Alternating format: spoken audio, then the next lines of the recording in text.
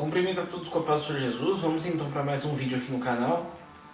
E o vídeo de hoje, irmãos, é um assunto que talvez seja polêmico. Eu quero acreditar que seja mais uma instrução do que uma polêmica, né?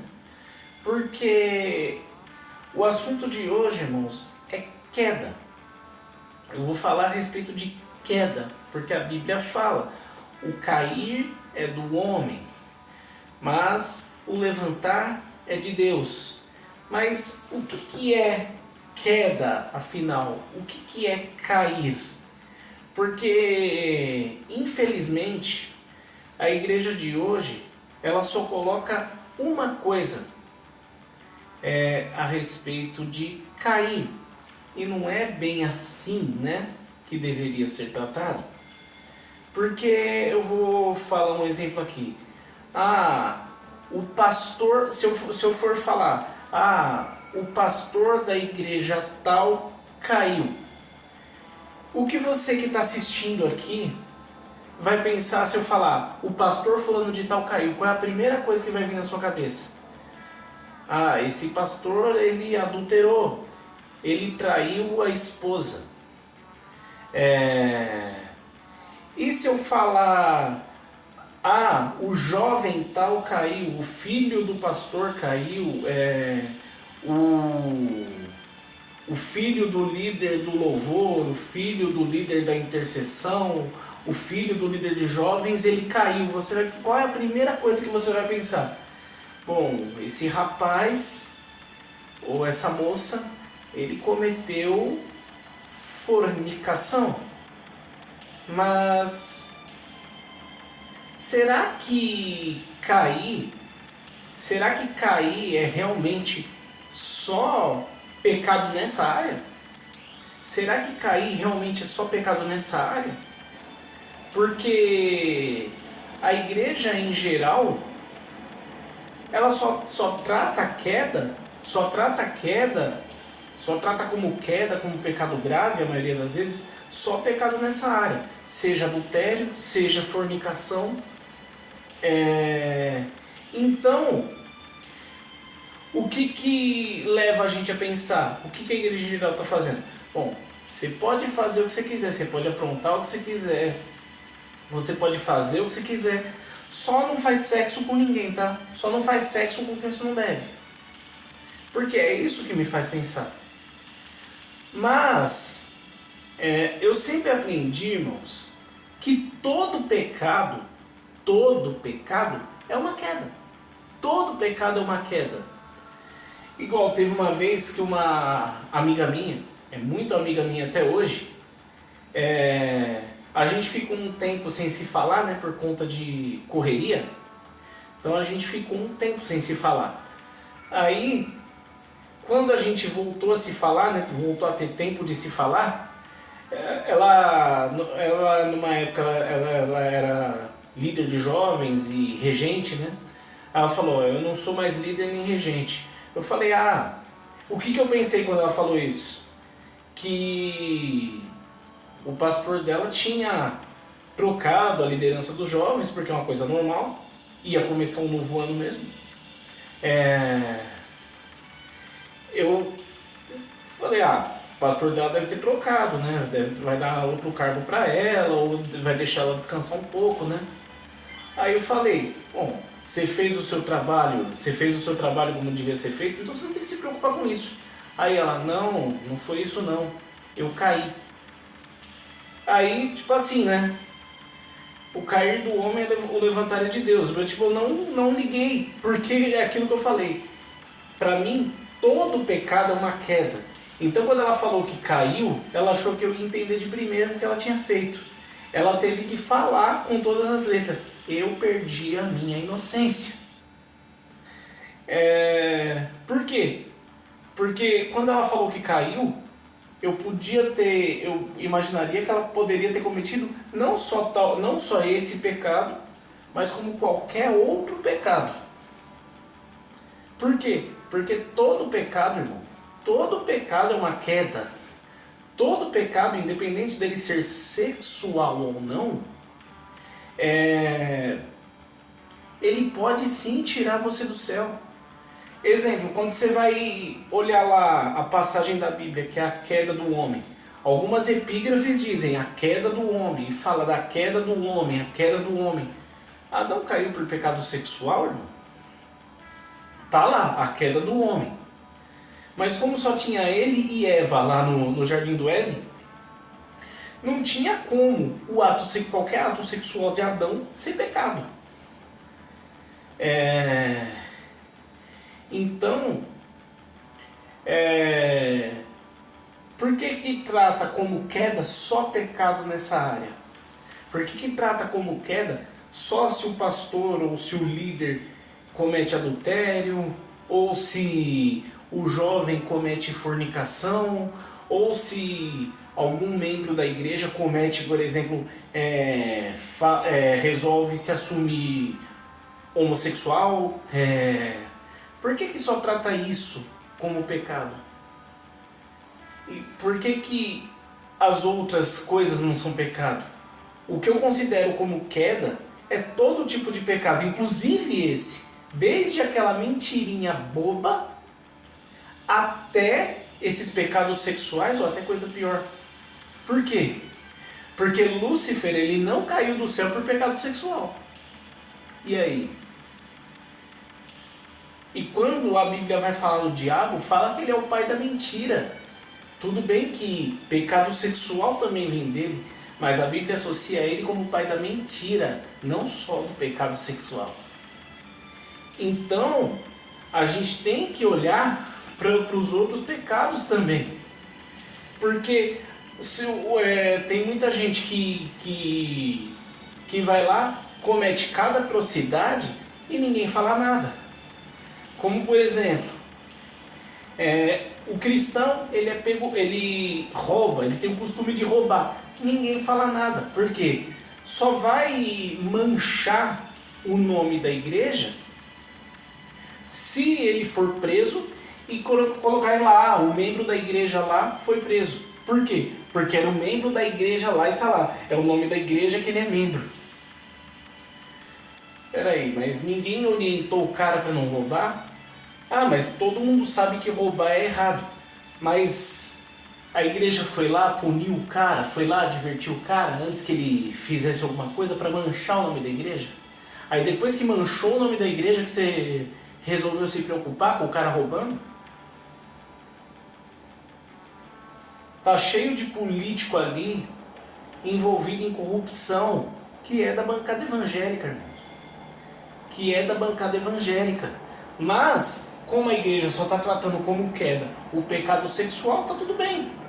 Tem um monte de gente que, porque é da bancada evangélica, que teoricamente a bancada evangélica serve para defender os valores cristãos lá dentro da Câmara, como é que o cara que vai lá, se envolve em corrupção, está defendendo os valores cristãos na Câmara? Inclusive, teve um que até foi preso, né? Foi preso, teve o mandato cassado, e a Maria Marçal, ela ia fazer um... Eu cito o nome porque eu já citei a Maria Marçal em outro vídeo aqui. A Maria Marçal ia fazer uma apresentação, ia cantar na igreja, eu acho que era a igreja dele. E porque aconteceu uma coisa, não sei se ela ficou doente, se... Não sei, alguma coisa aconteceu que não ia dar para ela cantar. E por causa disso ele ameaçou processar a Maria Marçal. Só que o detalhe, quantos anos tem a Maria Marçal de idade, hein? Ele ameaçou processar uma menor de idade. Ou seja, abuso de poder e autoridade de uma pessoa que foi presa por corrupção na política. Só que, tudo bem, ele não fez sexo com ninguém. Por que só os pecados sexuais escandalizam a igreja? Por que só os pecados sexuais escandalizam a igreja? Por que a igreja só se preocupa com o pecado sexual? Inclusive esse mesmo deputado aí, ex-deputado hoje, né? Teve uma época na época que estava sendo votado para ver se ele seria caçado ou não, teve um outro deputado também da bancada evangélica que votou a favor de não caçar ele, né? Votou contra a cassação dele. E aí ele falou o seguinte: foi Deus que mandou eu votar para salvar ele. Tá bom, meu amigo. Tudo bem, deputado. Foi Deus também que mandou eu nunca mais votar em você. Por quê? Porque se você vota para salvar um corrupto, significa que a sua índole não é lá tão confiável quanto eu achava que era em 2014, quando eu fui lá na urna e votei em você. Ah, William, mas você votou no candidato só porque ele é cristão? Não. Nessa época eu já sabia votar.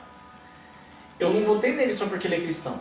Eu votei nele porque ele ganhou a eleição em 2010. Sem o meu voto em 2010 eu não votei nele. Só que durante esse mandato ele fez muita coisa lá na bancada evangélica que realmente defendia os valores cristãos. E aí, por conta do que ele fez, falei, em 2014 eu vou votar nele. E votei. Só que durante esse mandato ele fez isso. E por conta disso ele perdeu a minha credibilidade como um político. Nunca mais eu votei nele. E como um pastor também. Inclusive eu tenho um monte de DVD de pregação dele. Ah, William, mas se ele perdeu a credibilidade como um pastor para você, por que você não se livra dos DVDs? Porque a palavra é de Deus, a palavra não é dele. Então eu sei separar as coisas. Mas meu voto ele nunca mais recebeu. E nem vai receber. Mas tá tudo bem ele votar para salvar o corrupto. Ele não fez sexo com ninguém. Ah, William, então você está dizendo que a igreja tem que tolerar os pecados sexuais? Não, eu não estou dizendo que a igreja tem que tolerar os pecados sexuais.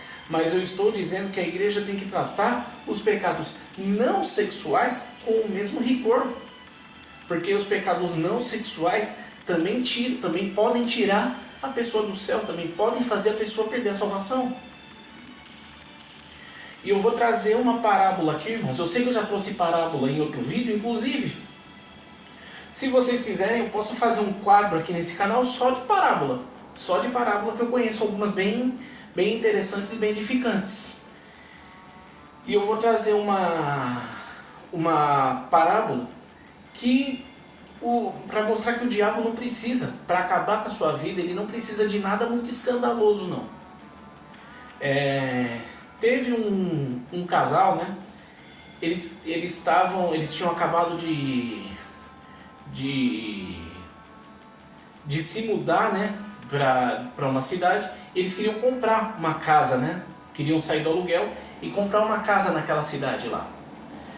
E eles chegaram, né, na casa que eles queriam comprar, e o dono da casa foi falar com eles.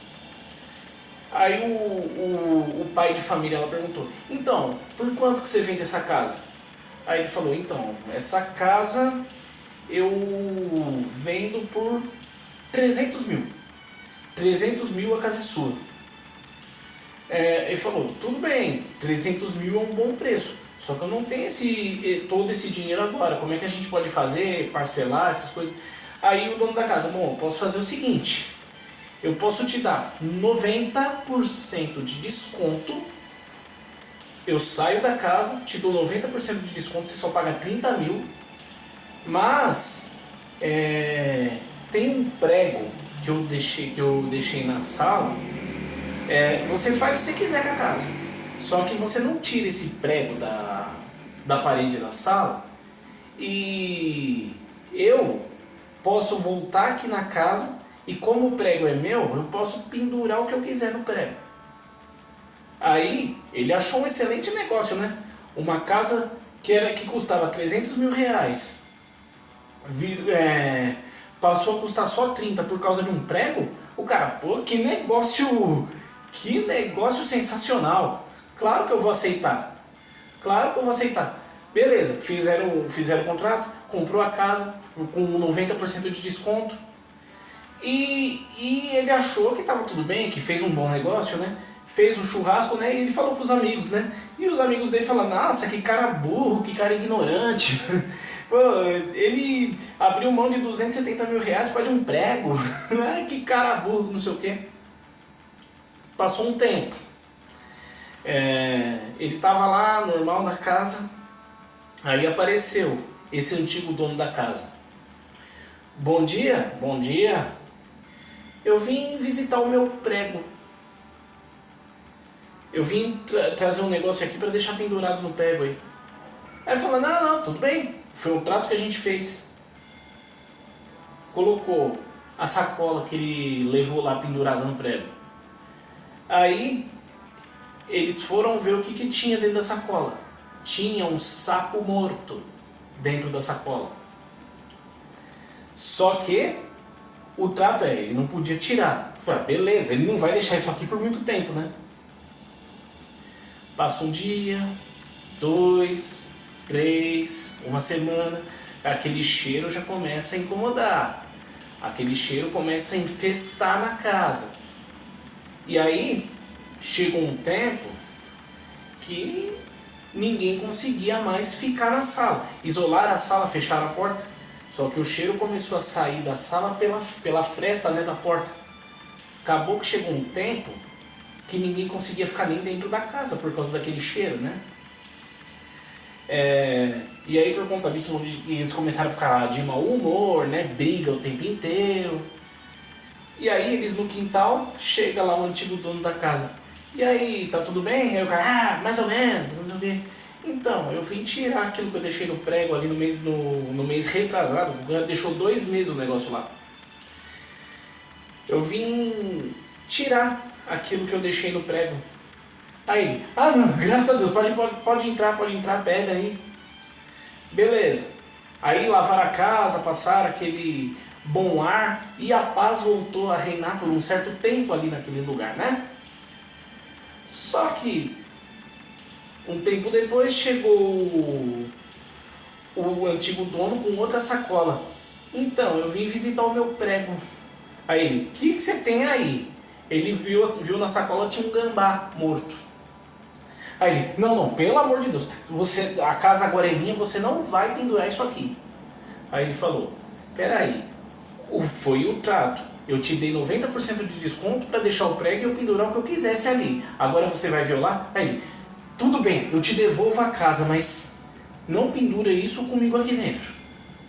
Aí ele falou, beleza, eu pego a casa de volta, mas eu não vou te devolver os 30 mil. Irmãos, um prego. Uma coisa pequena, uma coisa praticamente insignificante, foi o suficiente para o diabo tirar a paz daquela família. Uma coisa insignificante, uma coisa pequena, não precisa ser um adultério, uma fornicação, uma coisa tão escandalosa para o diabo acabar com a sua vida, para o diabo tirar a sua salvação. Então por que só essas coisas, só esse tipo de pecado que é tratado como queda, que a igreja trata com tanto rigor, os outros pecados não deveriam ser tratados da mesma forma? Para Deus não existe pecadinho ou pecadão. Às vezes um pecado de estimação que você tem, que às vezes nem te incomoda mais de tão acostumado que você está a cometer esse pecado, às vezes isso pode tirar a sua salvação.